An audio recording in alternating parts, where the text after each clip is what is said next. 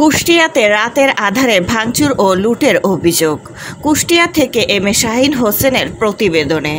কুমারখালীর চাপড়া ইউনিয়নের ৯ নং ওয়ার্ডে ভাঙচুরের ঘটনা ঘটে। ভাড়া গ্রামে মৃত হারেস উদ্দিনের ছেলে সোহরাব উদ্দিনের বাড়িতে রাত আনুমানিক ১১টার সময় ঘটনাটি ঘটে। বাড়ি ভাঙচুর, স্বর্ণালংকার ও নগদ অর্থ লুটপাটের অভিযোগ উঠেছে। শামীম আহমেদ ও তার স্ত্রী প্রাণ রক্ষার্থে পালিয়ে যায়। লুটপাটের নেতৃত্ব দেন চাপড়া ইউনিয়ন পরিষদের ৯ নং ওয়ার্ডের সাবেক মেম্বার আসাদুজ্জামান ডাবলু ও তার সন্ত্রাস বাহিনী নিয়ে সোহরাব উদ্দিনের বাড়ি ভাঙচুর ও লুটপাট করে বলে জানান এলাকাবাসী। গত ২৪ তারিখে রাত্রে আমার এবং আমার শ্বশুর শাশুড়ি আমাদের পরিবারের উপর রাত্রে হামলা চালায় এবং হামলা চালায় আমাদের বাড়ি থেকে অনেক টাকা পয়সা লুট করে নিয়ে যায় এবং আমাদেরকে অনেক মারধর করে আসাদুজ্জামান ডাবলু এবং তার সন্ত্রাসী বাহিনী। এই বিষয়টা নিয়ে কি চাচ্ছেন আপনি?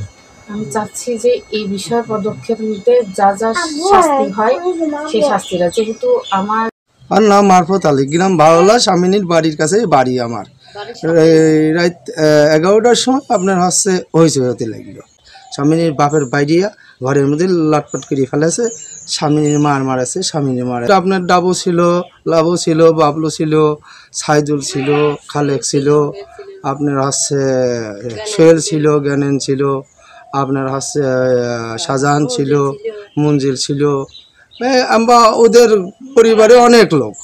তিন ওরা আপনার ঘর বাড়ি কাজ মাছ ভাঙেছে, ঘর বাড়ি যে কুপাইছে, তারপর ওদের মারেছে, ওদের অনেক অত্যাচার করে। সোনার অহংকার থাকতেই পারে, ওদের তা তো নিতেই পারে, কারণ ওদের অহংকার নিতেই পারে, এটা তো কোনো না, সমস্যা না। যখন গ্যাঞ্জাম বাঁধেছে ঘরের মধ্যে, যখন নিজের বাড়িতে এসে যখন লুটপাট করে মারতেছে, তখন এই সোনার অহংকার টাকা পয়সা থাকতেই পারে, সেগুলো নিয়ে যেতে পারে। সমস্যা কি? এটাতে নিতে পারে। এটাতে আমি আপনার ক্ষতি পারবো না, জেনে নিয়েছে, এটা নিতে পারে তারা। কারণ ডাবু মেম্বার ওই বাবলু টাবলু দিয়ে, ধান সোহেল টেল দিয়ে, মঞ্জিল দিয়ে, ওই ধান জ্ঞানের সালফেল বহু, তাতে ২০-৩০ জন